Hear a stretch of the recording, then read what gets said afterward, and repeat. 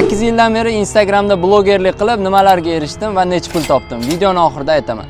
Taniganlar tanidim deb yozinglar, tanimaganlar endi tanishib olamiz. Shahar Life nikosida ijodni boshladim, 150 mingta podpishchik to'pladim. Bu yaxshi natija albatta.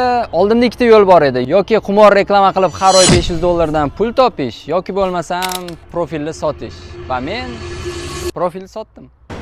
Hozirda uylanganman, oilaviy kvartirada yashaymiz. Shu kungacha $3000 qarz bo'ldim. Va men bu pullarni qanaqa qilib ishlab topishimni sizlarga video qilib ko'rsatib bormoqchiman. Meni yo'qotib qo'ymaslik uchun menga obuna bo'lib qo'yinglar. Gaplarimdan tushunganingizdek, 8 yil mobaynida men bo'qqa ham erishmadim. Shunaqa. Noshukrlik bo'lmasin, juda ham ko'p do'stlar orttirdim va mashhur insonlar bilan tanishishga ham ulgurdim.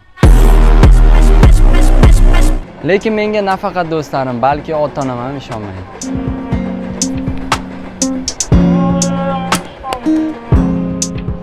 Aytib o'tganimdek, oy oxirigacha $3000 qarzni to'lashga harakat qilaman va eng katta maqsad yil oxirigacha Toshkent shahridan uy sotib olish. Nasib xudo xohlasa, odam qilgan ish odam qiladi. Mamut urib turgan bo'lsa, erishamiz.